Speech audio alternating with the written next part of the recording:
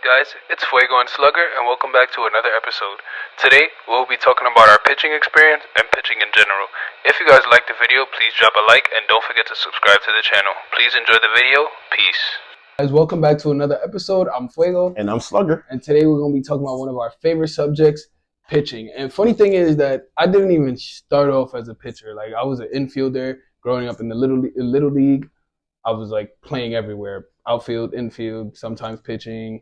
But I like really became a pitcher, like transformed myself into a pitcher. When I was 18, I played with this travel team down in Queens. We had this game in Pennsylvania, and as we're warming up, at first I was like, doing my little infield, outfield, and the coach, he was like watching me, and he like literally pulled me aside as we're warming up, and he's like, dude, you fucking suck. Like, whatever you think you're doing out there, you're not doing it. Like, I think if you do this, like, you can open some doors. This was obviously, I think you should pitch. Cool.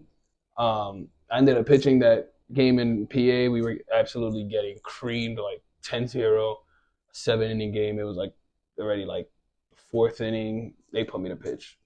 Solid 3 innings. After that, he took me through like the workouts of a pitcher, training me to be a pitcher, showing me different drills, teaching me different like pitch types, pitch grips, how to throw certain pitches and stuff. So like that like really transformed me into a pitcher. I believe I played there for 2 years. So within those 2 years, I was strictly a PO. Did not hit, did not take grounders, did not take fly balls, nothing. Straight bullpens, band work, plyo balls, bullpen, long toss, whatever. I never pitched high school, didn't pitch college, and it's strictly just been men's leagues and tournament teams. Like strictly, that's all I've been really doing when it comes to pitching. Interestingly enough, I'm Slugger, but don't be fooled. I could do it on the mound as well. The next show you'll tell me. Let me start. Yeah, it's two-way player. But I my story is very similar to yours. Mm-hmm. I didn't start off as a pitcher either. I started out as an outfielder and then eventually moved on to first base. Mm-hmm. And shout out to this guy. He used to come by and practice and watch our practice with my father. He used to take me to Seaview Park every morning and we used to practice.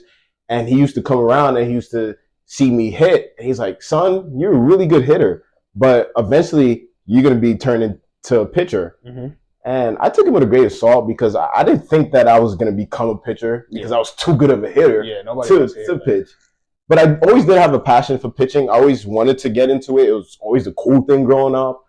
But I didn't get to pitch until like later on. Mm-hmm. And until like maybe I reached 14, 15 years old. Yeah. And I started pitching. But even so, it wasn't even like on a consistent basis. It was just like every once in a while. Seldomly they throw me on the mound and then I get some innings in or just eat some innings like they like to say. So then eventually I became a pitcher because they noticed my frame, that I'm taller and I'm a lefty, and the way I throw too. I kind of don't really throw over the top, but I throw like more like from down here. Mm-hmm. And they noticed that like the movement that I have on my throws, so they convert me into a pitcher. And my dad also used to always tell me like never limit your options. Like he always used to get down his knee and catch me personally my bullpens, and I used to not have any control, and a lot of times a lot of balls would come up and hit him, and so shout out to him. I commend him for being able to do that. But that's basically my story as a pitcher. Shout out to the sweater that Slug is wearing. Oh yeah. Soto Oh yeah. 25. Oh yeah. Shout out to the sweater. Beautiful sweater. Sticking to pitching, who would be one person in the MLB that right now you would like want to face and that you're confident enough that you could strike about, like with 3 pitches? But this question here, there's not a single MLB player I think I want to face. Like if I had to say want to face, absolutely not. But if I had to face, I would want to face Pete Alonso. I do like the challenge of being able to face an MLB player, even though he's probably going to hit me like 500 feet. But the reason why I say Pete Alonso is because Pete Alonso like to fish at a lot of sliders. So that's all I'm going to keep throwing at him. Yeah. no fastballs. You can't throw fastballs to like a power hitter. Like Yeah, that. For absolutely me, not. I think Absolutely it would not. probably have to be obviously, to be the best, you have to beat the best. I would probably have to go with Shohei Ohtani. Right. Just the feeling that you'll get for just striking him out. This is a brave man And right here, by yeah, the way. like whatever whatever it is that you got, just that feeling like, holy Yeah. shit, I just got the best player in the league out. Yeah, no, that's a Not big a lot of flex. people can say Yeah, that. yeah, no, that's right. Especially right. like if I could strike him out in 3 pitches. Mhm. If I could strike him out in 3 pitches, I think the 3 pitches I would have to go fastball up and in, fastball. Then I'm gonna go with a changeup, and then I'm gonna go with a splitter. Hopefully, get him fishing. Hopefully, get him chasing us something out of the zone. And if he doesn't, 9 times out of 10, he'd probably take my shit like 430 feet. So I will obviously have to watch that and take that with a grain of salt, which I would not want to. Yeah. Yeah. The lovely part about facing Ohtani though, because Ohtani's a guy who can take some ugly hacks. I'll tell you that. No, for real. So when you do get him to swing and miss, you'll get him pretty bad. You'll have him looking silly. Actually, if there had to be an MLB player outface that I'm confident that I would have to get him out, Javier Baez. Javier Baez, that's a good one. Baez. That's a great one because Javier Baez is a guy who loves to fish. Oh we talk about this is the doctor of fishing. You can throw a pitch literally in the other batter's box. Yeah. I was not thinking about Javier Baez. I would love to face Javier Baez because he's not getting a fastball. And if I do throw him a fastball, it's nowhere near the zone. You can even throw him a fastball. He would. Nowhere near the zone though. It has to be 10 feet into the dirt or well above his head. He's still swinging. Or he's gonna throw a breaking ball in the dirt. He's swinging. That man just hacks, man. He's the definition of a free swinger. Yeah, and low key, I kind of want to break down and slightly get into the depths of pitching. Like, if you kind of don't mind, you could just show us and show them how do you grip your pitches? Oh, absolutely. What type of pitches that you throw? Absolutely. So. Me personally, I love to lean on my 2-seam fastball, my favorite pitch to throw, and right here. So show you guys the seam right here, and I'm right. My 2 fingers are right on the seam, and I throw it, and I get my movement from it. I also have a 4-seam fastball I throw in every once in a while. I grip it right here, show you guys, and I'll throw that every once in a while. I also throw a slider and I throw a changeup, and my changeup I grip just like a 2-seamer, almost the same way I grip my 2-seam fastball, and I want to get that pronate. I pronate and get it to drop low and inside to a lefty batter. And last but not least, I got my slider that I grip right on the seam, so I get that. I would think the whole time fastball, and then I will snap my wrist and get that movement down inside, so right batter. If you ever did clock, what is your top? What did you top? So I wish I was clocked more consistently. The highest I could say was 86, but I know I've had to run it up faster than that because there are games where your adrenaline is going and sometimes you got to pump and you just pushing there. You feeling really good and then you just pump and push it. Me, if you don't mind. Yeah, sure. The way I want to say 3 main pitches. I have been messing around with 2. My main pitches, obviously, a fastball. I got 2 fingers right there on the seam. Don't do nothing too crazy. I just throw that bitch down. Blow it by them or get weak contact on it. I also throw my changeup like this. 3 fingers on the seams. Most people put the circle on the ball. I don't put the circle on the ball. I have the circle off the ball. And when I throw it, everybody says throw it like a fastball. Throw it and then I snap. Most people will do that, throw it and then snap it. Yeah. With sliders, curveballs. No, I do it with the changeup. Throw, snap. That way it'll either come here and then drop down or come here, drop inside, and have really good movement. And then obviously a knuckle curveball. I grip it regularly, middle finger on the seam, thumb corresponding with the middle finger, obviously here. And then the other 2 pitches that I've just been playing around with, obviously a slider. I don't know how to throw a slider. Been learning it recently. I'll grip it like this, and then I was just told really just throw it as fast as you can, throw it as hard as you can, and then a splitter. I don't want to say a new pitch in the MLB, but you see more people. It's prevalent, yeah. Yeah, you see more people throwing it.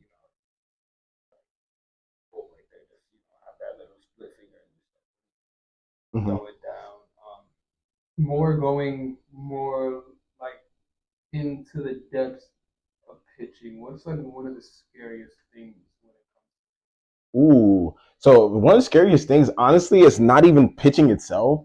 It's the fact that you could get hit by a line drive, comebacker. That's the scariest moments for me. Like, and so far I haven't really experienced any really scary comeback story. However, I mean, you do think about it. Like when I'm about to go to sleep, I'm like, man, yeah, nah.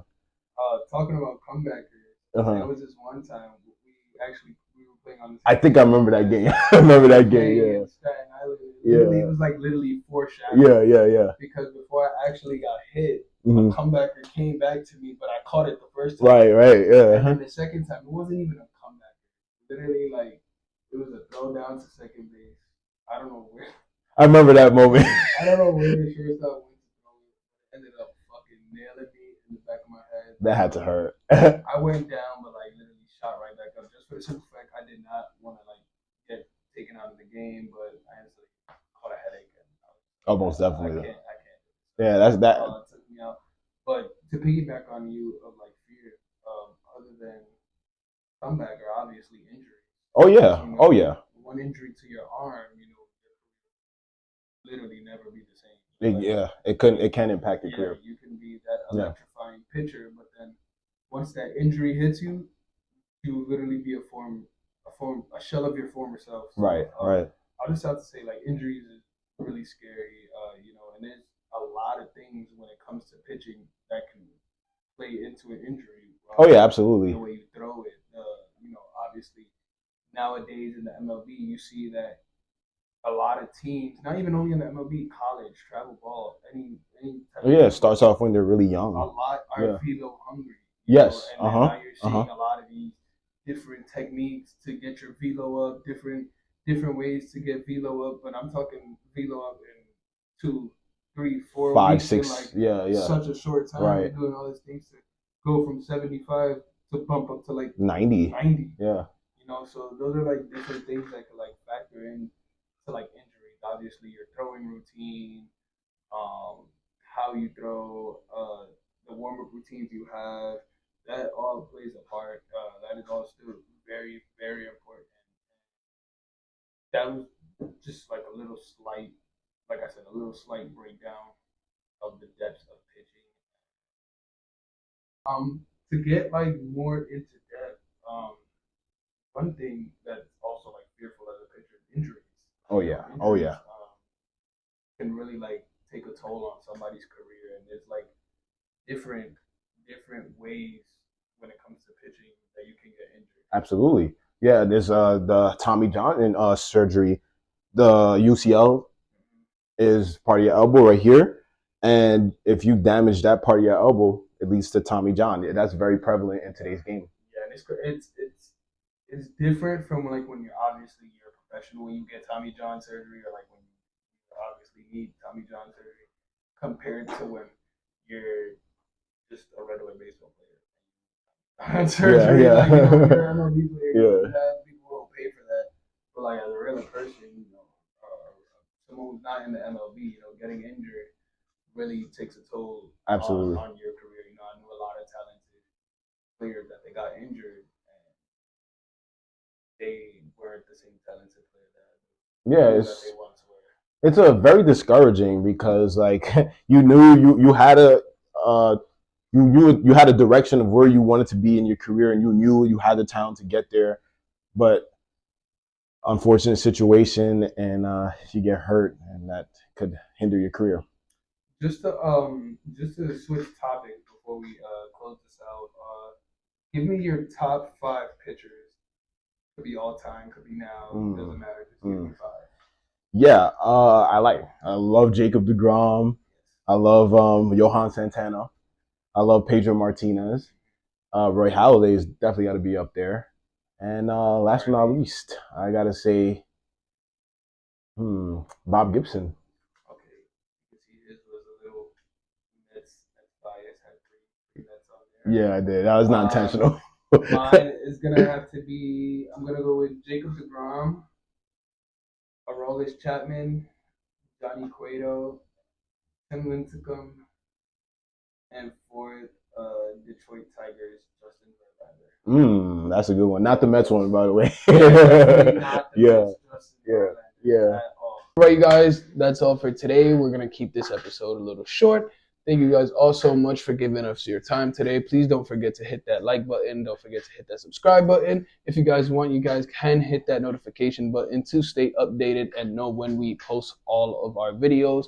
Also, if you guys don't mind, follow all of our socials. They're going to be down in the description.